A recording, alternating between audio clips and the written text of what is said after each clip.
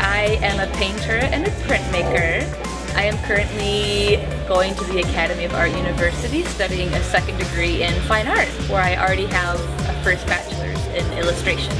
So I started creating art, I'm sure most artists can probably admit this also, like when I was really young.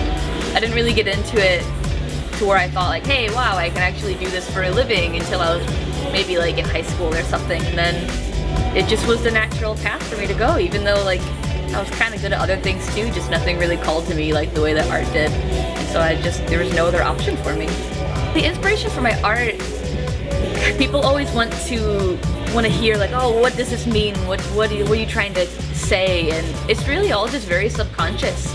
I try to not limit myself at all to say, oh, this is not good enough, or this is, this is what this means and everything. Everything I do just kind of comes from the own back of my head. And then people look at it and they kind of can interpret it for themselves instead of being told what they're supposed to be seeing. It's just everybody's dream world is kind of interpreted in my own work. I just want to be able to keep doing art.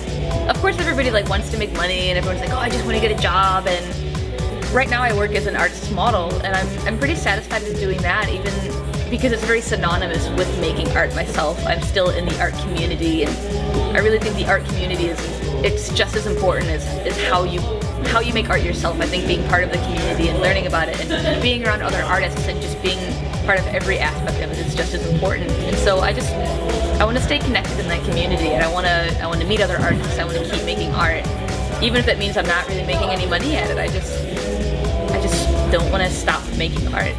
My art is kind of what keeps me going. It's because you're at work and you're at school and you're doing all this, and even because I do go to art school and they keep telling you how you're supposed to make art and how you're supposed to draw that nose and put that shadow and do all of these technical things, which those are all still very important, but my art, to me, like my art, is just somewhere that I can let my mind unravel at the end of the day and not worry about how good it looks or how good it performs and what it's meaning and what it's saying and all of these things. It's just somewhere to let my mind come to a resting spot. Even if the work is very chaotic and very emotional and very everything, it's a spot for me to unveil without having any kind of preconceived judgments. One thing I do that's a little bit different from, I think, some other artists is that I do a lot of traveling.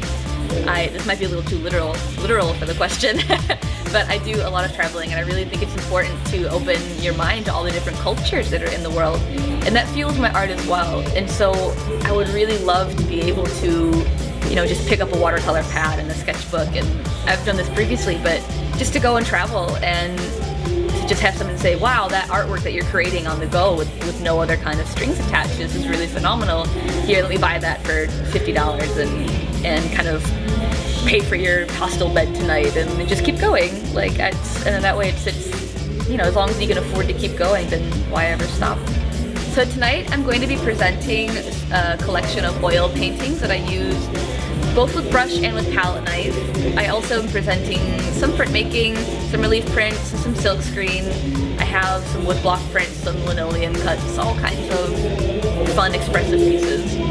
I think that raw is really great. I think what they're doing is, it's really nice being somebody like myself who is still a student and somebody who's still kind of an amateur and still like nervous about getting into all of these things, that it's nice to have a casual environment where I can go and kind of not have that big leap. Suddenly I gotta go out into the real world and I have to go talk to galleries and people and sell myself and sell my work and all of these things. And so it's really nice to have that place where I can have just laid back, say, hey, here's my stuff. Now I know how to frame things, I know how to price things, I know how to, all that business stuff that you don't really want to worry about otherwise. It's kind of nice to have a place where I can do it casually and still learn, so now I have the experience so I can move on to something really great next. My name is Liz Ramsey, and I am a raw artist.